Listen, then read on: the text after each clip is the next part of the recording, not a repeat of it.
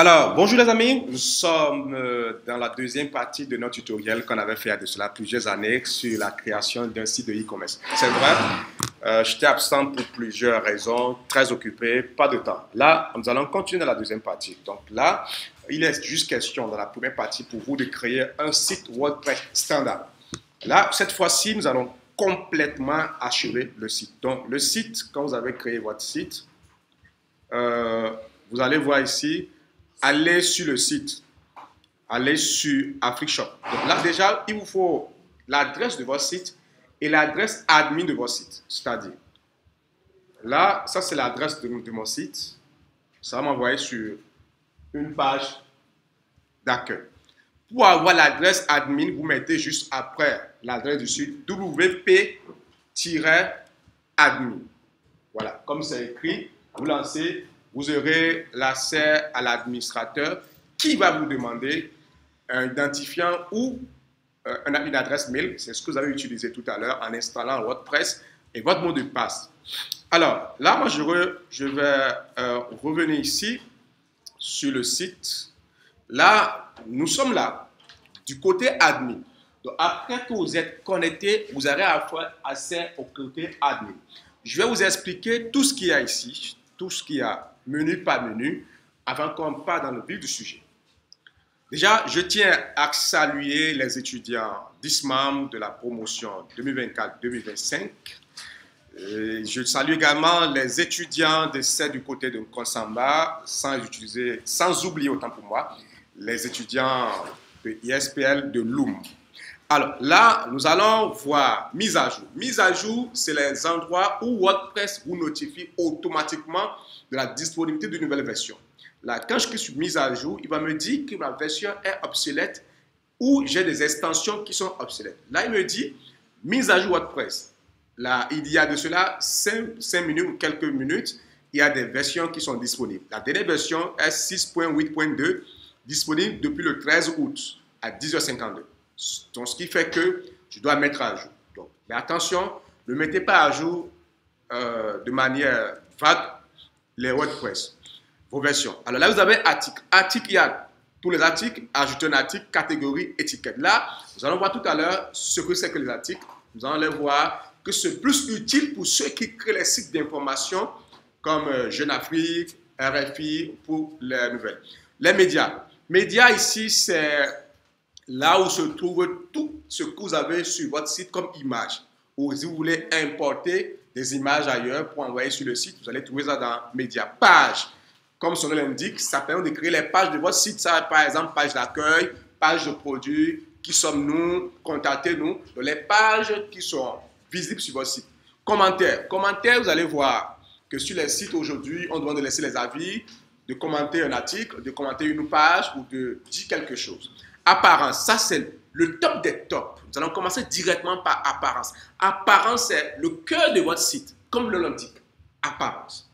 Quand vous voyez une fille, une femme, vous regardez d'abord son apparence. Elle vous plaît ou pas. Donc, l'apparence. C'est la même chose avec le site. Votre site doit refléter beauté, design.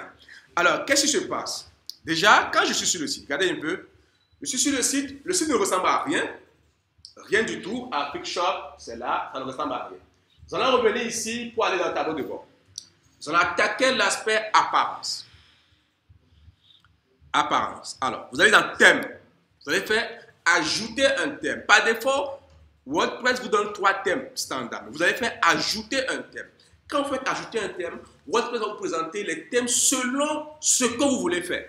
Si vous voulez un thème pour un site de sport, vous allez dans recherche thème, vous mettez ici sport. Là, WordPress va vous proposer les informations concernant, les designs concernant les sites de sport préconçus.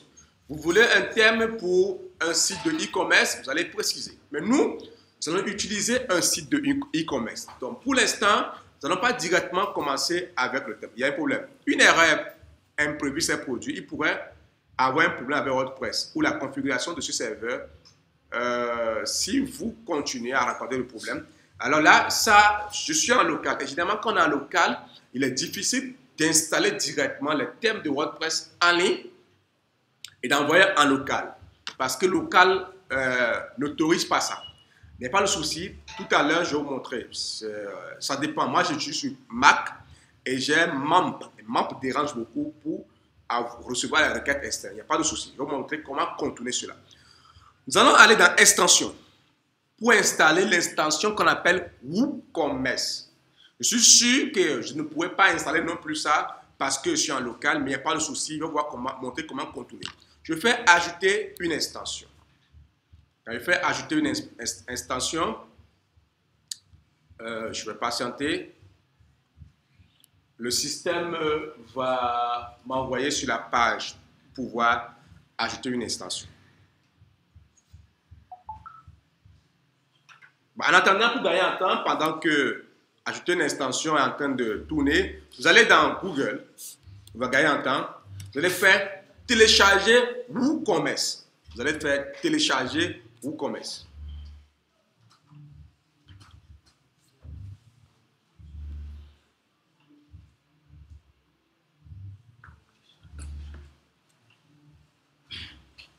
J'ai quelques soucis de connexion, mais ça va aller très vite. Alors, je suis ici. Ouais, je ne peux non plus, c'est refusé. Je ne peux pas télécharger directement. Sinon, vous allez cliquer ici, WooCommerce, pour rechercher ça.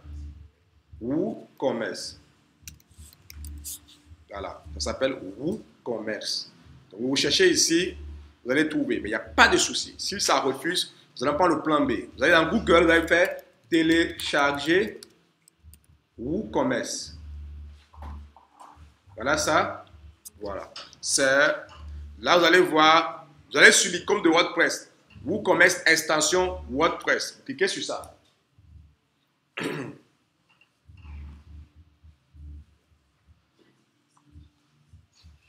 Alors, nous allons faire télécharger. C'est important.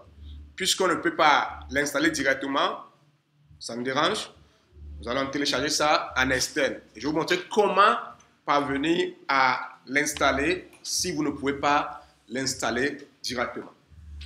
Alors, WooCommerce est en train de télécharger. Donc, patientons. Alors, WooCommerce est téléchargé. Je vais copier WooCommerce. Vous copiez WooCommerce, normalement. Copier. Maintenant, vous allez aller dans le dossier source de votre serveur. Moi, j'ai WAMP. Vous allez ZAMP ou WAMP serveur. Si c'est WAMP serveur, vous allez dans le dossier WAMP 64 ou WAMP 32. Vous ouvrez, vous allez dans 3W. Vous allez voir directement votre dossier WordPress.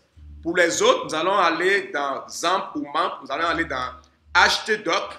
Nous allons dans WordPress. Nous allons dans Web Include. Le dossier Web Include. Nous allons dans... Non, c'est Web Content. Voilà. Vous allez dans Web Content. Web Content. Vous allez dans Plugin. Nous allons coller dans Plugin WooCommerce qu'on a téléchargé et on va laisser... est-ce que ça va aller ou il faut extraire? Donc, nous laissons comme ça. Nous allons revenir dans Extension et cliquer sur Extension. Voilà, je pense qu'il faut extraire. Nous allons extraire d'abord. Voilà, nous allons extraire WooCommerce pour que ça ne soit plus un fichier zip, que ça devienne un dossier dans le dossier plugin. Voilà, la WooCommerce dossier là. Là, nous allons revenir dans le côté admin. Quand nous cliquons sur Extension, nous allons voir que parmi les extensions qui seront listées, là, nous avons que il y a WooCommerce qui est là, qui vient apparaître. Nous allons faire activer. Voilà. Pour commencer la configuration de WooCommerce. Nous allons arrêter la deuxième partie à ce niveau pour que la vidéo ne soit pas très longue. Nous allons nous retrouver dans la troisième partie pour la suite. Nous allons scinder ça en 10 parties.